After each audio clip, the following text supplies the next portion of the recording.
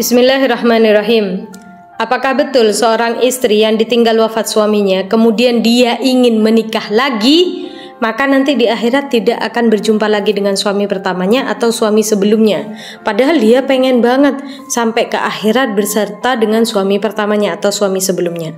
Sedangkan yang kita dengar dari masyarakat bahwasanya kalau laki-laki yang menikah lagi dia bebas, nanti di akhirat akan memilih istri yang mana yang akan menjadi pasangannya.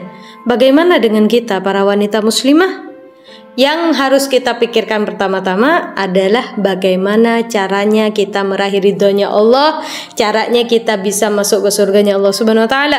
Kalau sudah masuk surga, lintasan hati kita pengen apa dikabulkan oleh Allah Subhanahu wa taala. Kita pengen berkumpul dengan suami pertama atau suami kedua akan dikabulkan oleh Allah Subhanahu wa taala kalau sama-sama masuk ke surganya Allah Subhanahu wa taala.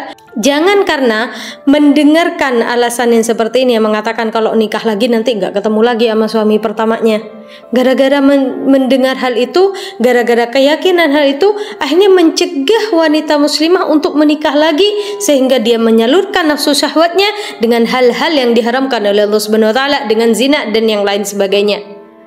Justru dengan dia terjerumus ke dalam zina atau hal-hal yang diharamkan oleh Allah Subhanahu wa taala akan membuat dia terpisah dengan suaminya nanti di surganya Allah Subhanahu wa taala.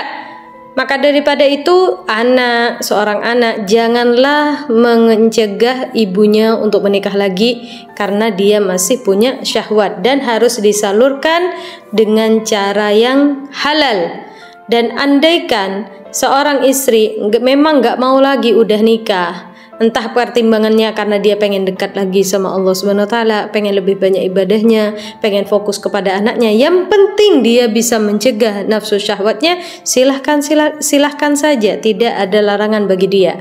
Lalu dengan siapa kita akan berkumpul nanti di akhirat? Dengan suami yang mana kita akan berkumpul di akhirat?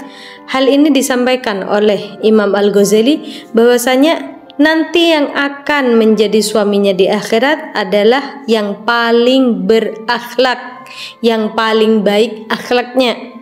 Dan hal ini juga pernah disampaikan oleh Rasulullah SAW ketika ditanyakan oleh Ummu Habibah bertanya kepada Nabi Muhammad, "Ya Rasul, seorang wanita memiliki dua suami di dunia, keduanya wafat dan berkumpul di akhirat. Siapakah yang akan menjadi suami perempuan itu?" Maka Rasulullah menjawab, perempuan itu akan menjadi istri laki-laki yang paling baik akhlaknya terhadap perempuan itu saat di dunia. Rasul kemudian melanjutkan, "Wahai Ummu Habibah, laki-laki dengan akhlak yang baik pergi membawa kebaikan dunia dan akhirat." Dari sini dapat kita ambil kesimpulan bahwasanya silahkan menikah, mau menikah lagi silahkan. Jangan pernah takut, saya takut gak ketemu lagi dengan suami pertama saya.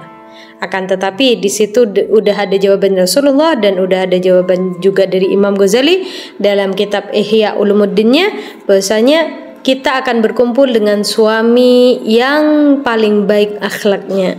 Wallahu a'lam bishawab. Semoga bermanfaat. Assalamualaikum warahmatullahi wabarakatuh.